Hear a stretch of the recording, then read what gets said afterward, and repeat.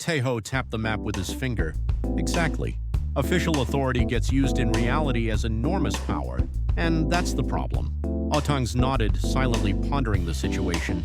At the entrance, we could build a gorilla enclosure and welcome tourists. We'd charge admission. She spread her hands, sketching an outline in her imagination. I could raise the baby gorillas, send some to zoos. Then she paused, catching Taeho's reaction. Alphonse waved his hand and spoke firmly. Why be naive? You could make money just by capturing the babies and moving them. No need to complicate things. Otangs lifted the corners of her mouth, slightly a mix of defiance and curiosity in her smile. That's too ordinary. Creativity brings both money and fun, not just selling them, presenting an idea. People would find it interesting. Taeho crossed his arms, watching her, thinking for a moment. No need to pretend to be morally upright alone. Don't you need a ticket to Paris anyway? Alphonse looked at her for a moment, as if reading her mind, and said lightly, It'll be cold there, but I can give you one. Wear fur. Once you enter France, you could survive, even as a cicada in the Boulogne forest. Otang seemed deep in thought, but in her eyes, determination toward her own path was already spreading. As always, Peter grinned lightly. Friends, no need to fear hunting. Taeho sighed, looking at them. This is completely detached from reality.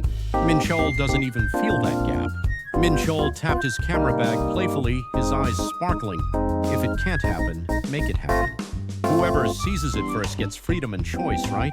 Taeho crossed his arms, seeing the gap between light idealism and real danger.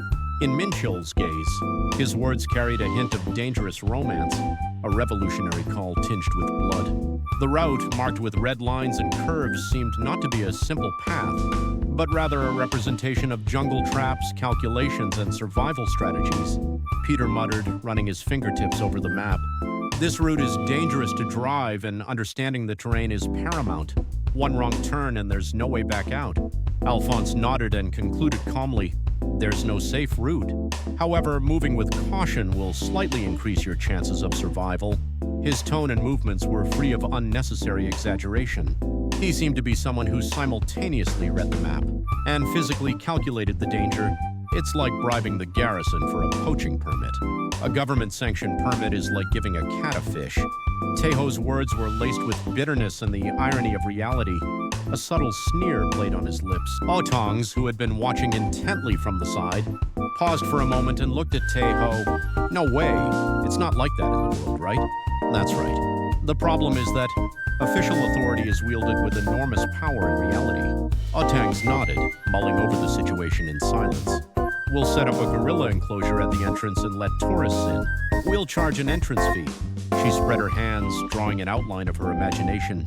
I can raise the baby. I can adopt it to a zoo, and if I do that... She paused, taking a breath, gauging Taeho's reaction.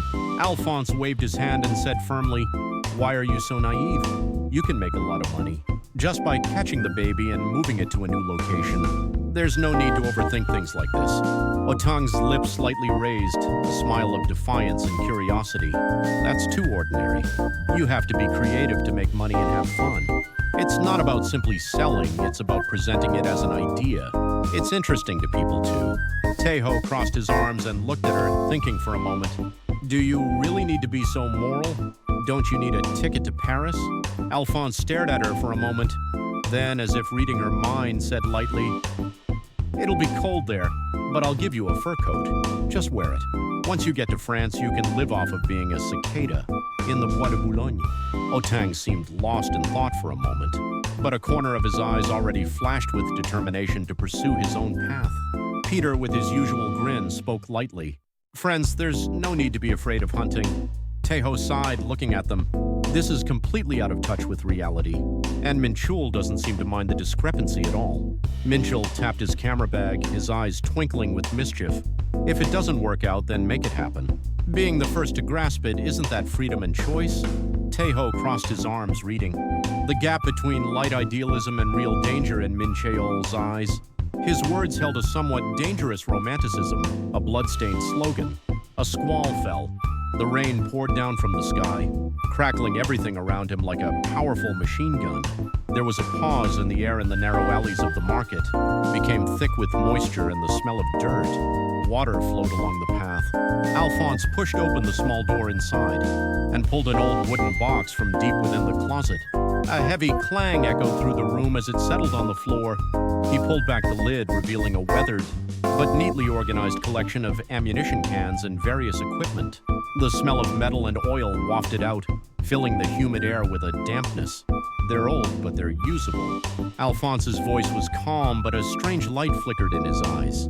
It was the tension of a deal beginning and suppressed excitement. Tae-ho bent down and examined the box. He pressed his finger along the magazine joint and said, "The grease is still there. The rust isn't too bad." He nodded and glanced at Min-chol. A gun is a gun, after all. The question is what we're going to use it for. Peter silently picked up the equipment, examining it one by one. Binoculars, a few machetes, an air rifle, and a cartridge case. He rubbed the blade of the bayonet with his fingertips and tilted his head. It's old, but it still seems usable. He paused, then added quietly, "The question is, how do we catch a gorilla, hunting or capturing?" Alphonse stared at Tae-ho silently, then put his hand back into the box. He stroked the cold metal with his fingertips, speaking slowly. "We don't have many options. With this equipment, we can survive in the forest. Hunting in the jungle is never easy." Tang stood by the window, gazing at the end of the alley, raindrops streaming down her face. She stared silently at the wet street for a long moment before muttering softly, "Do you hear that sound? The forest is calling us." Tae-ho sniffed mockingly. "The forest is calling? The forest is paying our debts? The forest is paying our rent?" Tang stopped talking like the chief's daughter. Min-chol paused for a moment, then lifted the camera from his neck and held it up to the light. "At the very least, I want to document what we saw. Take pictures of the gorillas and their harems." Alphonse slowly closed the lid of the box. "Very well.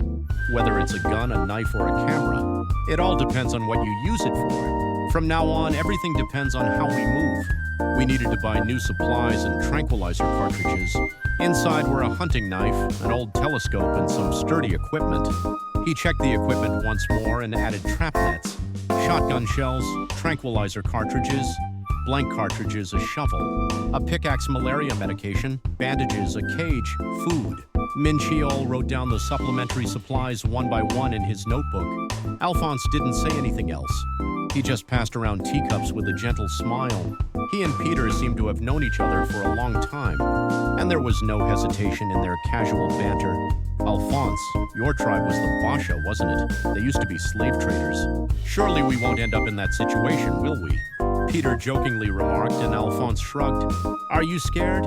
I heard you sent a lot of Bamenda kids. I heard you used to set up fences in Limba and buy and sell. The chieftain is probably still at the entrance to Slave Island. Should I introduce you?" A brief laughter flowed through the room, but that laughter left a strange aftertaste. Alphonse put down his glass and muttered softly, $2,000 per person is a lot for a travel agency tour. This is actually cheaper." Yoon Tae-ho immediately countered. "First pay half the deposit in cash, and split the rest with the proceeds from the loot, if possible." Alphonse glanced at Yoon Tae-ho and said, "You're a businessman. Good job. Everyone's been cautious these days. But let's try poaching together sometime. It could make money." Hunting preparations. The hunting preparations began in the backyard of the photo studio. The sounds of guns being cleaned, knives being sharpened, tents being rolled up, mixed with the sounds of fingers tracing an old map. Alphonse chuckled slyly as he reloaded his magazine. His mind was already on the markets and business partners beyond the jungle. A gorilla baby, its hide and bones, its meat, even a single photograph. These were all things that could be converted into value. Peter was different. He hummed and sharpened his knife. He believed that the moment he aimed for the gorilla's heart, he would be reaffirmed as alive. Alphonse remained silent. He traced the forest boundary with his fingertips on an old map. His eyes weren't on the gorillas. He pictured foreign NGOs and government officials trying to confine the forest and seize control of their lands in the name of conservation. For him, hunting wasn't a means to appease hunger, but an act of reclaiming the rights of the oppressed owner. What the gun pointed at wasn't just the animal, but order itself. Their conversation began as a joke, but the glint in his eyes behind the laughter grew darker.